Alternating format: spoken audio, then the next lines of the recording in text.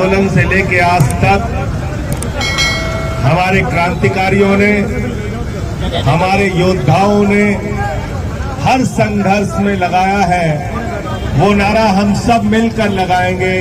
इंकलाब, इंकलाब, इंकलाब, अधिवक्ता एकता। Bar association Hapur के सभी पदाधिकारियों का और जितने भी हमारे अधिवक्ता गण हैं, उनको मैं सर झुका के नमन करता हूं, आपके संघर्ष को नमन करता हूं। साथियों और दोस्तों, आपके घर में कोई शादी हो,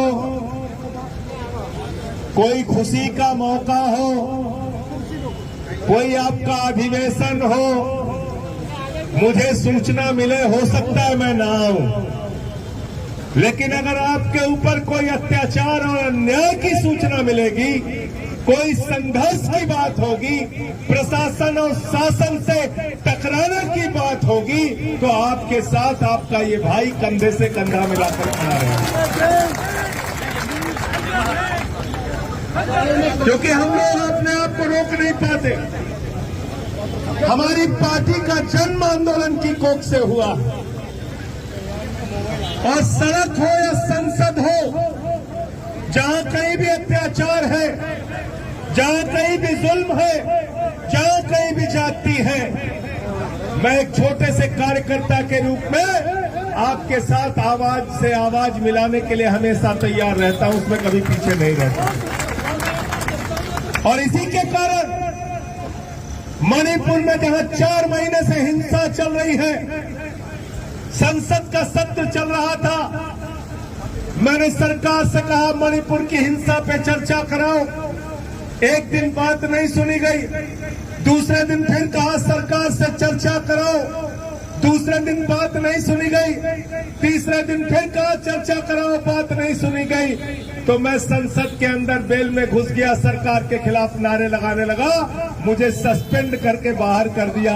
मैंने कहा तुम एक नहीं 1000 बार सस्पेंड करो, अन्याय के, जुल्म के, जाति के खिलाफ बोलता रहूंगा। और क्या हुआ हापुड़ में? एक महिला अधिवक्ता को पुलिस के लोग परेशान करते हैं, आक्रोश में आके वो महिला पुलिस वाले के साथ बातचीत करती है, कुछ कहा सुनी होती है। उसके बाद अधिवक्ताओं पे लाठीचार्ज, मार मार के उनको घायल कर दिया गया। 20 से 25 अधिवक्ता, 30 अधिवक्ता गंभीर रूप से हापुड़ में घायल कर दिए गए। और जब हापुड़ में आपके ऊपर लाठीचार्ज हुआ, तो पूरे उत्तर प्रदेश के अदालतों में, न्यायालयों में आपके भाइयों ने आंदोलन किया, उन पे भी FIR किया गया, उन पे भी लाठियां चलाई गई, उन पे भी जुर्म किया गया।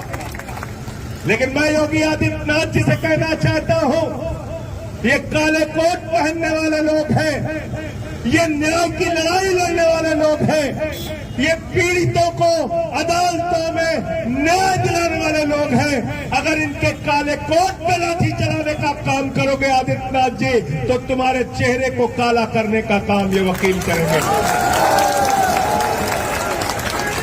इसलिए काले कोट से टकराने का काम मत करना, और इतिहास उठा के पढ़ लेना।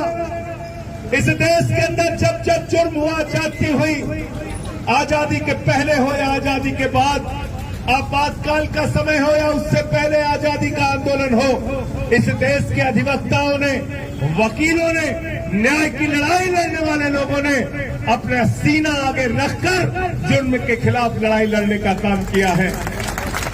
बड़ी अजीब बात है, पुलिस वाला लाठीचार्ज करे किसी आम आदमी पे, गांव में कोई जमीन का मसला हो जाए, कोई इलाके का गुंडा किसी को परेशान करे, कहीं कोई आदमी किसी की हत्या हो जाए, किसी महिला के साथ बलात्कार की घटना हो जाए, तो न्याय के लिए न्यायालय आते हैं, वकीलों के पास आते हैं, आपसे हाथ जोड़कर कहते हैं वकील साहब पुलिस वालों ने हमें मारा है, हमको अदालत से न्याय दिला दो। लेकिन आदित्यनाथ जी की सरकार में जो न्याय के लिए लड़ने वाले लोग हैं, जो न्याय दिलाने वाले लोग हैं, अब अगर उनके ऊपर ही लाठीचार्ज हो रहा है तो बताओ योगी जी, हम लोग कहां जाए न्याय के लिए? किसके सामने बात करें? आप यही बगल में गाजियाबाद में देखिए, तहसील के बाहर के अंदर एक अधिवक्ता की हत्या हो जाती है। 2-3 महीने पहले एक संजीव माहेश्वरी जीवा करके है, उसकी अदालत के अंदर हत्या हो जाती है। जब न्यायालय सुरक्षित नहीं है, अदालतें सुरक्षित नहीं है, तो उत्तर प्रदेश में ये बुलडोजर पे बैठ के घूमने से काम नहीं चलेगा बाबा जी। ये बुलडोजर का आतंक दिखा दिखा के टीआरपी अपनी बढ़ाने से काम नहीं चलेगा। आपको न्याय क्या है? थाने में क्या न्याय मिलता है पीड़ित को? एफआईआर लिखी जाती है कि नहीं लिखी जाती? इसको देखना पड़ेगा। हमने तो बहुत लड़ाई लड़ी इस सरकार के खिलाफ, और पिछली बार विधानसभा के चुनाव के पहले 23 मुकदमे लिखा बाबा जी ने मेरे खिलाफ। 23 मुकदमे, एक दिन में 9 एफआईआर मेरे खिलाफ लिखा। 9 एफआईआर। मैंने कहा 1700 थाने हैं आदित्यनाथ जी उत्तर प्रदेश के अंदर, 1700 थाने हैं। 1700 के 1700 थानों में एफआईआर लिखो। चिंता करने की बात नहीं है, लड़ाई हम लोग लड़ते रहेंगे। केंद्र में बैठे हैं मोदी जी, उत्तर प्रदेश के चुनाव में वोट मांगने के लिए आते हैं, कहते हैं वोट दे दो डबल इंजन की सरकार बनाएंगे, वोट दे दो डबल इंजन की सरकार बनाएंगे। 2024 में लोकसभा का भी चुनाव है। मैं मोदी जी से कहना चाहता हूं, उत्तर प्रदेश के वकीलों पे जो जुल्म हुआ है, हापुड़ में जो वकीलों के ऊपर लाठियां चलाई गई हैं, उनको लहूलुहान किया गया है, उनका खून यहाँ की सड़कों पे बिठा बहाया गया है, उनके साथ बातचीत करके उनको न्याय दिलाओ। चाहे मोदी हो चाहे योगी हो, न्याय वकीलों को मिलना चाहिए। पार्लियामेंट का सेशन 18 तारीख से शुरू हो रहा है। अब वो भी किस बात के लिए कर रहे हैं मुझे नहीं मालूम। कहते हैं 1 नेशन 1 इलेक्शन। हमने कहा अडानी के करप्शन से ध्यान हटाने के लिए 1 नेशन 1 इलेक्शन की बात कर रहे हो। आज सब कुछ आकाश से लेकर पाताल तक देश के लिए प्रधानमंत्री नहीं, अपने दोस्त के लिए काम कर रहे हैं। इसलिए हमको इन सरकारों से लड़ना पड़ेगा, इनके खिलाफ आवाज उठानी पड़ेगी। मोदी हो या योगी हो, वकीलों को न्याय मिलना चाहिए। वकीलों के साथ जो जुल्म हुआ है, जिन पुलिस वालों ने गुंडागर्दी की है, उनके खिलाफ कार्रवाई होनी चाहिए।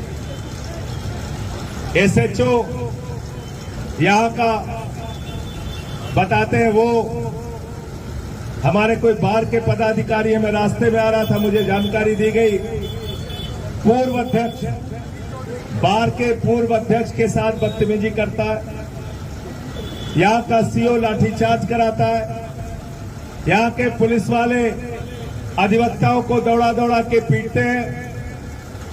मैं पुलिस के लोगों से कहना चाहता हूं, वर्दी की गर्मी ज्यादा दिन चलती नहीं है, वर्दी की गर्मी ज्यादा मत दिखाओ।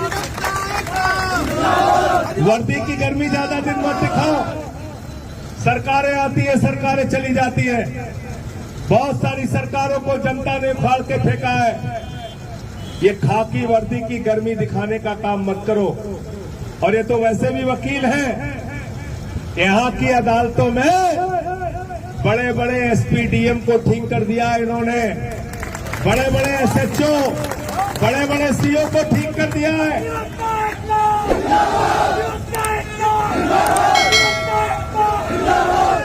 ठीक कर दिया का मतलब मारपीट मत समझना। आमतौर पे ठीक कर दिया का मतलब मारपीट समझते हैं।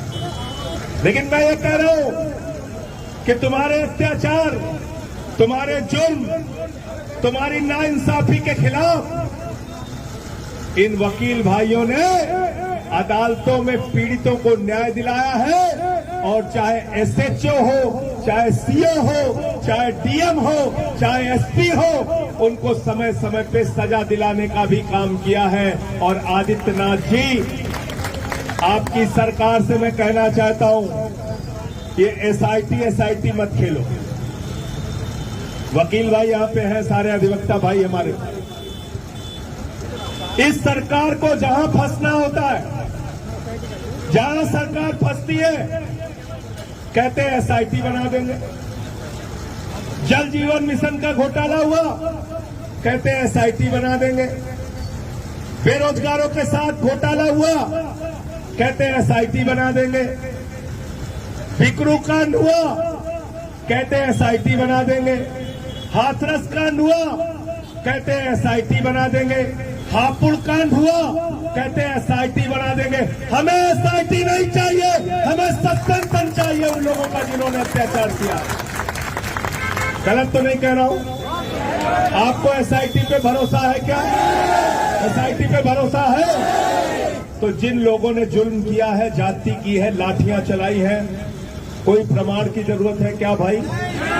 वीडियो है ना सबका? सारे पुलिस वाले दिख रहे हैं ना? क्या उनको लाठी चलाने का अधिकार है? तो जब तस्वीर मौजूद, वीडियो मौजूद, लाठी चलाता हुआ पुलिस का जवान मौजूद, पुलिस के अधिकारी मौजूद, पुलिस के एसएचओ मौजूद, सीओ मौजूद, तो कार्रवाई के लिए एसआईटी नहीं, सबको बिठाओ, अधिवक्ताओं से बात करो और उनका सस्पेंशन ऑर्डर रिलीज करो।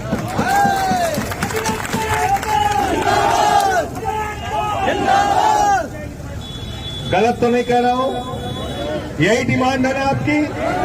यही डिमांड है आपकी। इस डिमांड के साथ मैं, मेरी पार्टी तन मन धन से, हम सारे लोग आपके साथ खड़े हैं। हमारे साथी सोमेन ढाका जी बार एसोसिएशन के अध्यक्ष हैं बागपत में। आज उनको आना था लेकिन कल उनका चुनाव है इसलिए नहीं आ पाए।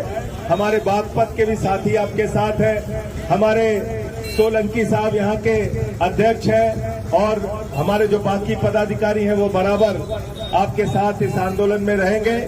हमारे सबाजीत सिंह खुद जो प्रदेश के अध्यक्ष हमारे हैं, निवर्तमान वो अधिवक्ता है, खुद वकील हैं। पंकज अवाना जी हमारे युवा के अध्यक्ष हैं। मेरठ के हमारे साथी जिला अध्यक्ष अंकुश चौधरी जी आए हैं। सबका मैं अभिनंदन करता हूं आप अधिवक्ताओं के साथ, और आपके संघर्ष को, आपकी लड़ाई को, आपके जज्बे को सलाम करता हूं, नमन करता हूं, आपके साथ रहूंगा। और अभी तो मैं सस्पेंड चल रहा हूं, लेकिन अगर 18 तारीख के पहले इन्होंने बहाल कर दिया, हो सकता है अब ये मीडिया में बाइट चल जाएगी तो बहाल भी नहीं करेंगे, लेकिन अगर बहाल कर दिया तो हापुड़ में हुए जुल्म की आवाज देश की संसद में आपको गूंजती सुनेंगे। ये मैं आपसे कह के जा रहा हूं, हापुड़ में हुए जुल्म की आवाज देश की संसद में गूंजेगी। ये मैं आपसे कह के जा रहा हूं, अगर मुझे बहाल कर दिया। और अगर नहीं बहाल किया तो हमारे 10 सांसद हैं, 2 हम लोग सस्पेंड हो चुके हैं, 8 बचे हुए हैं। आप चिंता मत कीजिएगा, किसी न किसी के माध्यम से आपकी आवाज पार्लियामेंट में जरूर उठाने का काम करूंगा। आपने मुझे यहाँ पे बुलाया, इतना सम्मान दिया, आप सबका बहुत बहुत आभार, बहुत बहुत धन्यवाद। डरिएगा नहीं, लड़ना है, झुकना नहीं है। इनके सामने अपने संघर्ष को आगे बढ़ाइएगा।